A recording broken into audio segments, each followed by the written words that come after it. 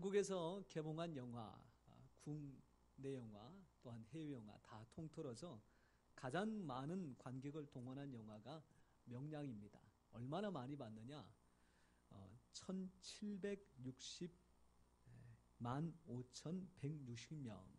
이 숫자는 집에서 텔레비전을 통해서 본 사람들 말고, 핸드폰을 통해서 다운받아서 본 사람들 말고, 직접 영화관이라는 곳에 가서 돈을 내고 봤던 숫자, 그 숫자만 가리켜서 통계를 낸 겁니다.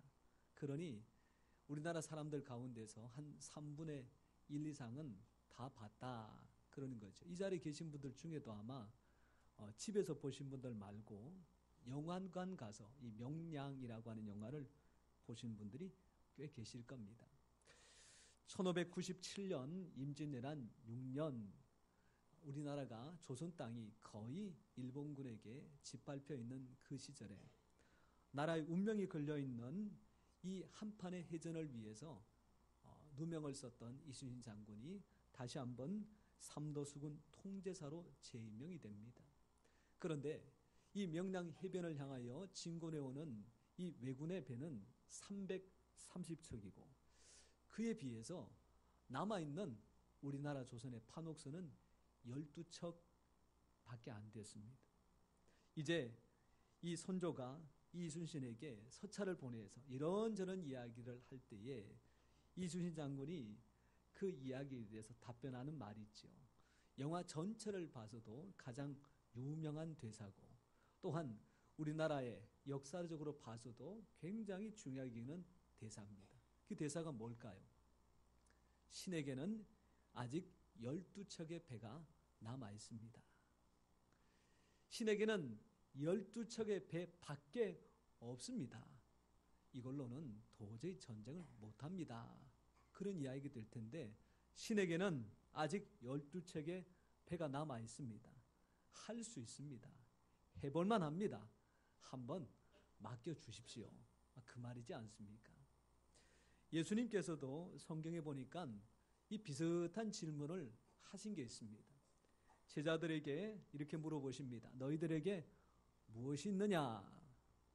그때 제자들이 대답합니다. 예수님, 장정만 5,000명이나 되는 사람을 먹이기 위해서 우리가 가지고 있는 것이 물고기 2마리, 보리떡 5개. 그 뒤에 말이 중요합니다. 밖에 없습니다. 이걸로 뭘 어떻게 하실 수 있겠습니까? 그것이 그 뒤에 따라오는 말입니다. 만약에 그때 제자들이 예수님, 물고기 2마리, 보리떡 5개나 있습니다. 이걸로 예수님께서 축사하시고 떼어주면 5,000명이 아니라 2만 명도 먹일 수 있습니다. 참 이렇게 했다 그러면 이 제자들의 믿음이 참 우리들에게도 본이 될 텐데 그렇지 않았단 말입니다. 지난 한 주간을 한번 돌아보십시오. 어떻게 누구의 말 맞다나 살림살이 많이 나아지셨습니까? 지난 한 주간 동안 건강관리는 잘 하셨습니까? 혹시 깨어졌던 관계는 원만하게 잘 회복이 되셨는지, 가정은 한 주 전보다 훨씬 더 행복해서 보기만 하면 즐겁고 기쁘고 헤어지면 또 보고 싶은 그런 관계가 되었는지, 아마 자신 있게 대답하면 좋겠는데 그러지 못한다는 것이 좀 마음이 안타깝습니다. 인생을 살아봤던 많은 사람들이 인생에 가진 것에 대하여, 이런 것에 대하여 이런 이야기들을 많이 합니다. 돈을 잃으면 조금, 명예를 잃으면 많이, 건강을 잃으면 전부다. 근데 요즘은 이 돈이나 권세나 명예나 건강보다 더 중요하게 여기는 것이 있더라고요. 그래서 나이가 들수록 돈도 점점 사라지고, 또한 명예는 뒷전이고, 건강도 예전 같지 않지만 관계, 나이가 들어도 만날 수 있고 밥 한 끼 할 수 있고 차 한 잔 마실 수 있고 함께 어디라도 여행 갈 수 있는 관계가 있으면 그만하면 좋다라고 하는 이야기입니다. 세상에 많은 사람들도 가지고 있는 것 중에 중요하게 여기는 것이 관계입니다. 우리 하나님의 사람, 우리들에게도 마찬가지입니다.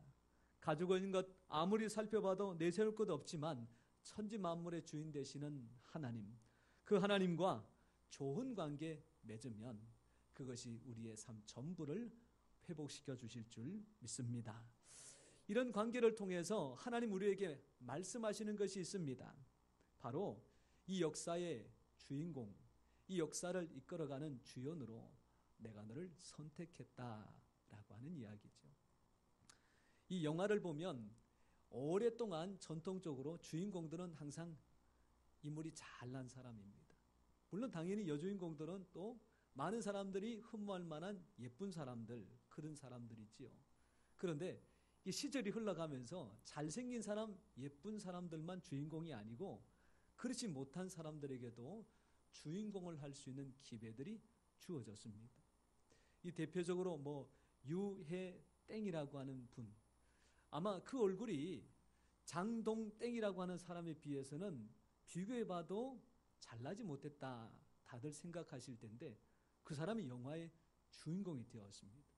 그 주인공 된 사람이 잘난 사람을 연기했다 그러면 아마 그렇게 재미가 없었을 거예요. 그런데 잘나지 못했다라고 하는 평가대로 그 역할을 충실하게 잘 감당했더니 이게 500만 명이나 보게 되고 700만 명이나 보게 되더라는 얘기죠. 하나님께서 우리를 이 세상의 주인공이다, 주역이다 그렇게 말씀하실 때에 잘생긴 얼굴을 보고 말씀하시지 않고 잘 살아가는 모습 보고 말씀하시지 않고 우리의 있는 모습 그대로를 인정하시면서 내가 너를 세상의 주인공으로 역사의 주역으로 선택했단다.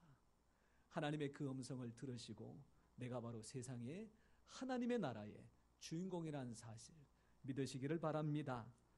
이거 근데 말로만 그렇게 해서는 안 됩니다. 왜냐하면 내가 무슨 주인공이야. 나는 그저 있어도 그만 없어도 그만. 나 한 사람 없어진다고 해서 누가 안아줄까? 별로 신경도 안 쓰는데 우리에게는 좀 그런 생각들이 좀 깔려 있습니다. 그래서 좀 연습을 해야 됩니다. 여러분들 세상에서 가장 소중한 사람 누굴까요? 이 말을 한마디로 말한다면 뭐라고 얘기할 수 있을까요? 세상에서 가장 소중한 사람 한 글자로 줄이면 나! 1부 때 듣지 않으셨을 텐데 그러면 세상에서 가장 소중한 사람 2글자로 줄이면 또 나! 세상에서 가장 소중한 사람 3글자로 줄이면 바로 나! 이거 공감하시는 분들이 많이 있어서 감사합니다. 4글자로 줄이면 뭐랄까요? 그래도 나! 예. 이제 마지막입니다. 5글자로 줄이면 다시 봐도 나. 하하. 얼마나 좋은 말일까요? 여기는 가장 예쁜 사람, 잘생긴 사람, 행복한 사람, 건강한 사람 다 갖다 붙여도 아무 상관이 없습니다. 그런데 붙여도 결국은 어떻게 해요? 내가 바로 그런 사람입니다. 다른 사람한테 이야기하는 게 아닙니다. 이런 자리에 나와가지고 기회 줬을 때 나 그런 사람입니다. 이런 얘기 하라는 게 아닙니다. 아침에 일어나서 마음속에 생각하고 거울 쳐다보고 보는 거죠. 세상에서 가장 잘난 사람 누구냐? 내가 가장 잘난 사람이다. 세상에서 가장 행복한 사람 누구냐? 바로 내가 그런 사람이다. 이거 내가 생각하고 판단하면 교만이라 그럽니다. 근데 우리 하나님께서 나를 그렇게 인정해 주십니다. 그것을 가리켜서 믿음이라고 합니다. 믿음 가운데서 하나님께서 나를 세상에 가장 소중한 사람 그렇게 인정하시는 줄 믿으시기를 바랍니다. 오늘 성경에 보니까 하나님께서 어떤 사람을 이와 같이 세상에서 가장 소중한 사람으로 인정하시느냐 그 말씀이 오늘 성경에 소개되고 있습니다. 오늘 우리가 읽었던 이 누가복음 3장 1절 말씀에서 2절 말씀에 보니까 사람 이름이 8개가 나옵니다. 그러니까 8사람이 등장하고 있다는 얘기죠. 그 8사람은 공통점으로 묶어보면 이 3가지 그룹으로 묶을 수가 있습니다.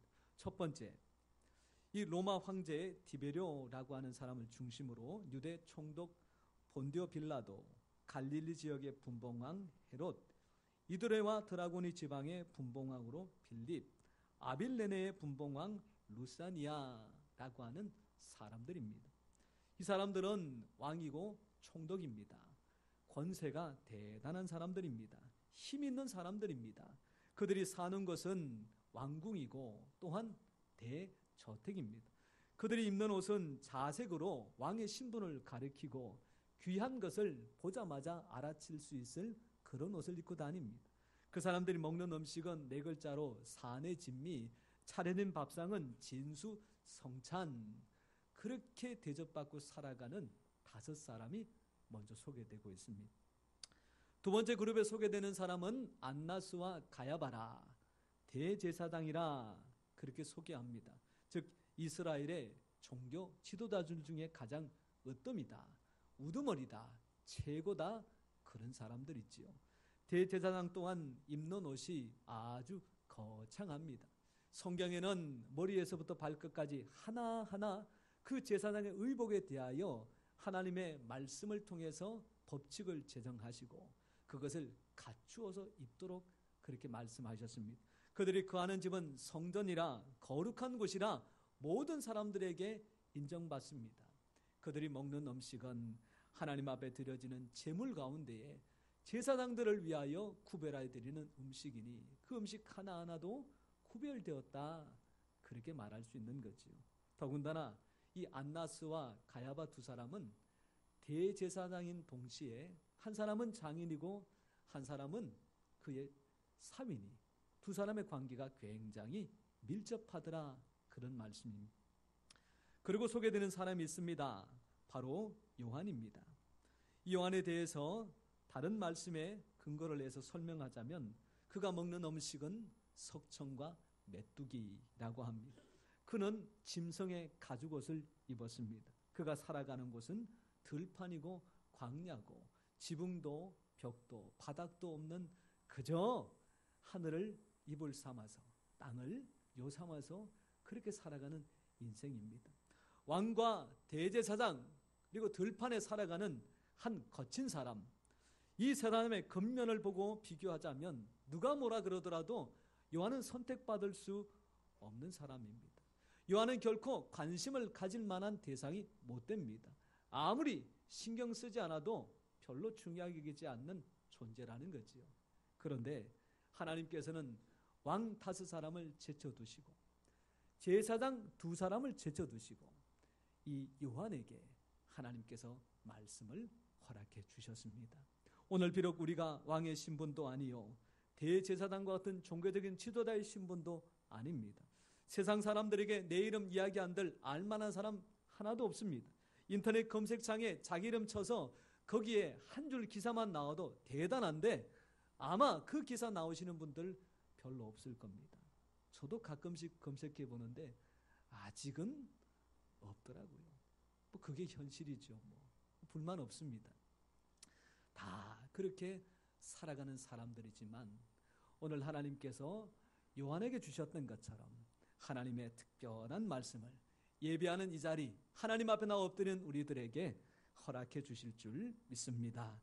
권세가 있어야 또한 귀한 일들을 감당해야 말씀이 일하는 것이 아니라 하나님 앞에 그저 엎드려 겸손하게 나아가면 그 사람에게 하나님께서 말씀의 은혜를 베풀어 주실 줄 믿습니다. 역경을 이겨낸 세계적인 지도자라고 하는 그룹에 이 캐나다의 총리를 3번에 역임했던 짱 그레띠앙이라고 하는 분이 들어 있습니다. 그가 1993년도 이 캐나다 총리에 대하여 선거를 하는 그 자리에서 반대편에 있는 사람들이 그 사람을 향하여 이렇게 비난합니다. 당신은 선천적으로 얼굴에 근육이 마비되는 그런 질병을 앓았고 그것을 치료한 후유증으로 말투도 어눌하고 입도 삐뚤어져 있는데 앞으로 세계 무대에서 한 나라의 정상이 그런 모습으로 말을 하면 그것이 무슨 꼴이 되겠느냐. 당신은 그런 자격이 없다라고 비난을 합니다. 누가 보더라도 입은 삐뚤어져 있고 말은 어눌하게 하는 이 짱그레띠앙이 그 말을 부정할 수가 없습니다. 그 이야기를 듣고 한참 움츠려 있을 줄 알았는데 이렇게 말을 합니다. 예, 저는 입이 삐뚤어져서 말은 어눌하게 잘 못합니다. 그러나 거짓말은 하지 않습니다. 여러분, 이 선거에서 과연 누가 캐나다의 총리가 되었을까요? 입은 삐뚤어져서 말은 어눌하지만 사람들에게 믿음과 신뢰를 준 바로 짱크레 떼양이 총리가 되었고, 그 이후로도 두 번이나 더 총리를 역임하면서 캐나다의 귀한 지도자로 그렇게 인정받고 있습니다. 사람들이 외모를 보느냐? 아닙니다. 사람도 외모만 보는 게 아닙니다. 그 외모 속에 담겨져 있는 그 사람의 중심을 헤아릴 줄 아는 것이 인생에게도 참 많습니다. 우리 하나님께서 사람이 어디를 보실까요? 많은 사람들은 외모를 보고 판단하고 있는 그 자리에서 하나님께서는 이 다윗을 보시면서 사람은 외모를 보거니와 나 여호와는 중심을 보느니라, 그렇게 말씀하셨습니다. 오늘 우리의 외모에 대해서 이러쿵저러쿵 나도 그렇고 다른 사람에 대해서도 말하지 마십시다. 그저 중심을 보시는 하나님 앞에 나의 마음을 잘 준비해서 기쁨으로 드릴 수 있는 하나님의 귀한 사람 다 되시기를 소원합니다. 어떤 형제가 과거에 이 만남을 가졌던 자매에게서 이 결혼하게 되었다라는 소식을 접하게 됩니다. 그래서 나와 잠깐 만남을 가졌던 사람이지만 좋은 사람 만나서 결혼하게 되니 내가 마음껏 축복해 줘야 되겠다. 그래서 문자에다가 진심으로 결혼을 축복합니다. 성경 구절을 여기저기 찾아보다가 아하, 이 말씀이면 참 좋겠다 싶어서 성경 구절 하나를 거기다가 남겼습니다. 요한일서 4장 18절 말씀이지요. 이 요한일서 4장 18절 말씀은 이런 내용입니다. 사랑 안에 두려움이 없고 온전한 사랑이 두려움을 내쫓나니 두려움에는 형벌이 있음이라. 두려워하는 자는 사랑 안에서 온전히 이루지 못하느니라. 그러니 예전에 만났던 남자친구, 그 일에 대해서 너무 걱정하지 마십시오. 나는 당신이 행복하게 살아가기를 마음껏 축복합니다. 이런 내용이죠. 근데 문자를 보내다 보면 이게 실수로 오타가 날 때가 있습니다.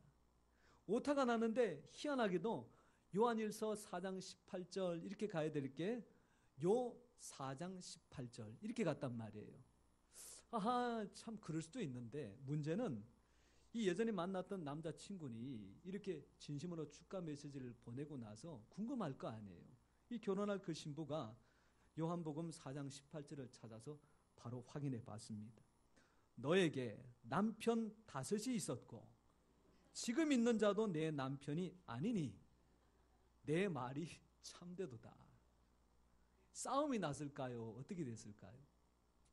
잘 모르겠습니다만은 싸움을 할 수도 있고 오히려 설마 이렇게 보냈을까 그렇게 생각하다가 요한일서 4장 18절을 찾고는 그러면 그렇지, 그럴 수도 있었을 것 같습니다. 사람이 주고받는 말 한마디 속에 그것이 빌매가 되어 다툼도 만들 수 있지만 보낸 그 짤막한 문자 때문에 결판낼 것이 아니라 그 사람과 가졌던 관계로 인하여 그 사람의 중심을 보고 오해 사지 않고 다투지 않는 삶 우리에게 필요합니다. 종로에서 뭐 맞고 한강에서 뭐 푼다라고 하는 이야기가 있습니다. 사람이 마음속에 안타까움이 있으면 그것을 자기 자신도 모르게 표현하는 때가 가끔 있습니다. 아내가 열심히 저녁을 잘 만들었습니다. 그날따라 내가 먹어봐도 참 맛이 좋습니다. 오늘 하루 종일 일했던 남편 아니면 자녀들, 가족들이 와서 이거 먹으면 하루의 풀로가 다 풀어지겠거니 생각하고 밥상을 차렸는데 한술 떠더니 대뜸 하는 이야기가 왜 이렇게 짜? 왜 이렇게 매워? 왜 이렇게 달어? 아니, 내가 봤을 때는 정말로 잘 만든 건데 그리고 돌아서서 이 아내나 또한 주부가 마음에 상처가 됩니다. 내가 30년을 밥솥 운전을 이렇게 열심히 했는데 아이고 남편 입맛도 안 못 맞춰주고 자녀들 입맛도 안 못 맞춰줘가지고 내가 어떻게 살까? 여러분 그렇게 오해하지 마세요. 음식이 짜서 그런 게 아니라 바깥에서 일이 있었던 겁니다. 회사 안에서 안 좋은 일이 있었든지 혼이 났든지 어떤 일이 좀 어그러떨어졌든지 그렇게 마음이 이렇게 찌그러져 있으니까 맛있는 음식을 먹어도 그게 맛있게 안 느껴지는 거지요. 예배를 드리다 보면 이 성도님들이 깜빡깜빡 좋으시는 경우가 있습니다. 그러면 앞에 설교하는 목사는 아이고 오늘 설교 죽 쓰는구나. 이거 어떡하나. 식은땀이 나고 뒷목이 뻣뻣하고 이거 설교를 어떻게 마쳐야 될지 횡설수설하기가 일쑤입니다. 그런데 선배 목사님께서 하시는 말씀, 그거 절대 그렇게 생각하지 말라고. 아마 그렇게 조시는 분 10중에 9은 그 전날 회사에서 야근하고 밤새도록 한잠 못 자고 주일이라고 교회 와서 자기도 어쩔 수 없이 조는 거지 목사님 설교 때문에 그런 거 아니야. 근데 오늘 제가 조시는 분들 보니까 절대로 어젯밤에 야근하신 분은 아니신데 그래서 이렇게 생각하기로 했습니다. 오늘 교회 와야 되는데 일주일 만에 교회 가서 예배 드릴 텐데 목사님도 만나게 되고 올로 목사님도 또 뵙게 되고 성도들도 뵙게 되는데 이게 마음이 들떠가지고 잠이 안 오는 거예요. 잠이. 그래가지고는 밤새도록 뭐 할까 싶어서 텔레비전 틀다가 재미도 없고 그렇지 내가 권사고 집사인데 성경 봐야지. 성경 밤새도록 보다가 이제 아침에 밥 한 숟갈 들고 교회 왔더니 이 시간 노곤해서 깜빡깜빡 조시는갑다. 뭐 그렇게 생각하고 살랍니다. 서로가 그 모습 하나 보고 오해해서 싸움 만들지 말고 그 사람이 가지고 있던 그 중심을 깊이 헤아리면 싸울 일도 없고 다툴 일도 없고 오해 살 일도 없고 상처날 일도 없고 두루두루 잘 살아갈 수 있는 겁니다. 외모를 취하지 않는 하나님 중심을 보신다 그랬는데 우리도 서로 있는 중심을 잘 헤아려서 함께 행복하고 건강한 우리 목양 공동체 세워가기를 소원합니다. 외모 때문에 오해받은 분 한 분 있습니다. 아니 외모 때문에 이분만큼 오해받은 분이 아마 없을 것 같습니다. 성경에 보니까 그 사람의 외모에 대해서 아주 구체적으로 상세하게 기록한 말씀이 있습니다. 여러분들 누굴까요? 그는 주 앞에서 자라나기를 연한 순 같고 마른 땅에서 나온 줄기 같아서 고운 모양도 없고 풍채도 없은즉 우리의 보기에 흠모할 만한 아름다운 것이 없도다. 누굴까요? 누구겠습니까? 예수님이십니다. 우리 솔직하게 한번 말씀 나눠보십시다. 이 설명 그대로 보자면 예수님께서 잘생기셨을까요? 그렇지 않으실까요? 성경 그대로 보자니까요. 아니 기준이 다르신 거예요? 유해 땡씨가 잘생겼다고 생각하시는 분들이신 거예요? 뭐 그렇다 그러면 뭐 오해는 없겠는데 최후의 만찬에 다빈치가 그림을 그릴 때에 참 잘 그렸습니다. 그 가운데 계시는 예수님의 인상을 이렇게 보면 마음이 아주 푸근해지고 그러면 그렇지 저 주님께서 나를 인해서 그렇게 참 위로가 되잖아요. 천국 가서 그 얼굴 찾아서 아무리 다녀보십시오. 그 올 천국이 있는 줄 아세요? 없어요. 또 비슷한 사람 만났다고 예수님 만나고 덤벼들었다가 오해합니다. 근데 말씀 그대로 보자면 천국 가서 가장 얼굴이 험악한 건 아니지만 거칠게 보이고 참 세상 살면서 고생만 하다가 하늘나라 오신 분 찾다 보면 그분이 아마 예수님이지 않을까. 그래서 세상에 있는 모든 사람들 외모 때문에 너무 마음고생하지 않도록 우리 예수님이 그런 것도 본이 되시지 않을까 싶습니다. 외모로 봤을 때는 하나 사람들한테 호감도 주지 않고 또한 호감도 받지 않았던 예수님. 그런데 우리 하나님은 그 예수님을 가리켜서 내가 가장 기뻐하는 자요 사랑하는 자라고 고백하셨지요. 그 이유가 누가복음 22장 42절에 있습니다. 이르시되 아버지여 만일 아버지의 뜻이거든 이 잔을 내게서 옮기시옵소서. 그러나 내 원대로 마시옵고 아버지의 원대로 되기를 원하나이다. 외모는 하나 볼품없는 예수님이지만 그 예수님의 중심만큼은 하나님의 생각으로 가득가득 차 있으시니 하나님께서 그 중심을 모든 사람들 앞에서 인정하시고 모든 사람들 앞에서 선포하신 겁니다. 사랑하는 성도 여러분, 오늘 우리의 마음속에도 하나님의 마음과 생각으로 가득 채우시기를 바랍니다. 우리의 중심에 예수님과 같은 마음이 가득하면 우리도 예수님처럼 하나님 앞에 인정받을 수 있습니다. 우리도 요한처럼 하나님의 귀한 말씀이 임하는 복된 삶을 살아갈 수 있습니다. 우리의 마음속 하나님 원치 않는 것들을 깨끗하게 비워내고 하나님 기뻐하시는 것으로 가득 채우셔서 하나님의 말씀이 날마다 임하고 그 말씀대로 살아가는 우리 모든 성도님 되시기를 바랍니다. 그렇다면 정말로 하나님께서 인정하시는 이 요한의 마음의 중심에는 과연 무엇이 있었을까? 이 말씀을 한번 생각해 보다가 요한을 생각하기보다 우리 하나님은 어떤 분이실까? 그것이 더 맞겠다 싶었습니다. 성경을 쭉 보다가 히브리서 13장 8절에 보니까 예수 그리스도는 어제나 오늘이나 영원토록 동일하신 분이시다. 우리 예수님은 동일하신 분, 한결같으신 분, 신실하신 분, 변함이 없으신 분, 한결같으신 우리 예수님, 하나님, 한결같은 사람 좋아하십니다. 변함없는 사람 인정하십니다. 하나님께서 믿음이 좋으냐 나쁘냐 그거보다 작은 믿음일지라도 그 믿음 변치 않고 끝까지 간직하면 하나님 그것을 기뻐하시는 줄 믿습니다. 성경에 보니까 이 요한에 대하여 한결같은 모습을 소개하고 있습니다. 세례 요한이 들판에서 하나님의 말씀이 임하기 전에도 석청과 메뚜기를 먹고 살았고 세례를 선포하며 수많은 이스라엘 사람들이 요한 앞에 와서 무릎을 꿇고 나에게도 세례를 베풀어 주십시오. 인기가 하늘 높이 올라갔을 때에도 그는 여전히 들판에서 가죽옷을 입고 석청과 메뚜기를 먹고 살았습니다. 그는 또한 신앙 고백에 있어서도 한결같습니다. 요한복음 1장 27절 말씀해 보니까 제사장과 레위인이 찾아와서 인기 높은 이 요한을 가리켜서 네가 누구냐? 엘리야냐? 아니면 선지자냐? 그렇게 얘기할 때 나는 그런 거 아니다. 나는 그럴 만한 사람도 아니다. 나는 내 뒤에 오시는 그분의 신들매 풀기도 감당치 못할 사람이다. 그런 말입니다. 이 신들매가 뭡니까? 신발끈입니다.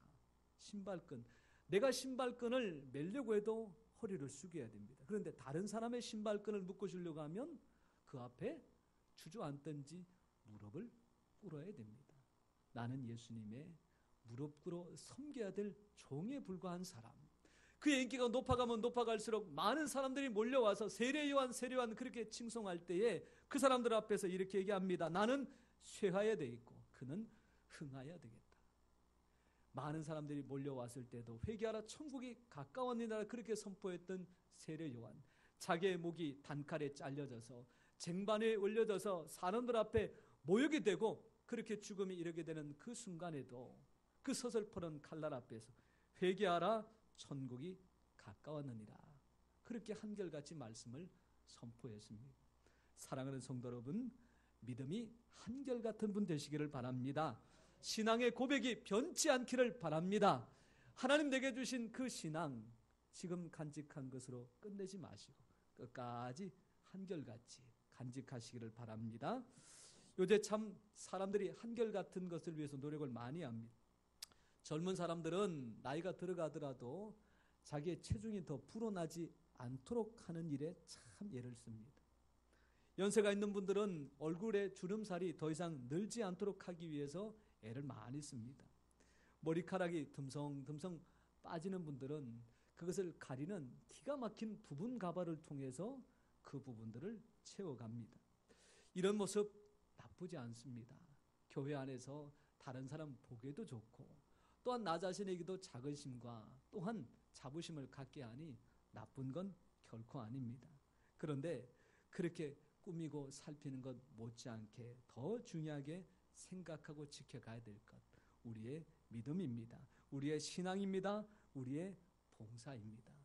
우리 교회 한결같이 믿음과 신앙, 봉사의 사역을 잘 감당해 나아가면 하나님께서 우리 교회를 행복한 교회로 만들어 가실 줄 믿습니다.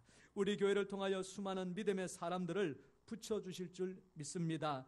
요한이 여인이 낳은 자 중에 가장 큰이라 칭함받았던 것처럼 하나님께서 우리 교회를 통해서 큰일, 큰 사명 능히 감당케 하실 줄 믿습니다. 우리 한 번 더 연습해 보십시다. 제가 설교 시작할 때 했던 말인데 어차피 글자 몇 자만 바꾸면 이런 내용이 된다 이해하시고 함께 보십시다. 세상에서 가장 행복한 교회를 네 글자로 줄이면 우리 교회, 목양교회, 큰일 났네. 우리 교회, 목양교회. 목양교회는 다른 데도 있어요. 우리 노예 안에도 있고, 저한테 부동산 소개해줬던 그 사람 이야기 들으니까 남부순환로 어디도 있다 그러는데, 우리 교회 하십시다, 우리 교회. 자, 세상에서 가장 행복한 교회를 5글자로 줄이면, 왜 또 자를 빼주세요? 또 우리 교회. 6글자로 줄이면, 바로 우리 교회. 7글자로 줄이면, 그래도 우리 교회. 8글자로 줄이면 다시 봐도 우리 교회. 다시 봐도 우리 교회. 이렇게 누구를 만나든지 자신 있게 말할 수 있는 하나님의 말씀이 임하고 믿음과 신앙이 하나님 앞에서 한결같은 우리 목양교회, 우리 모든 성도님 되시기를 축원합니다. 기도하겠습니다.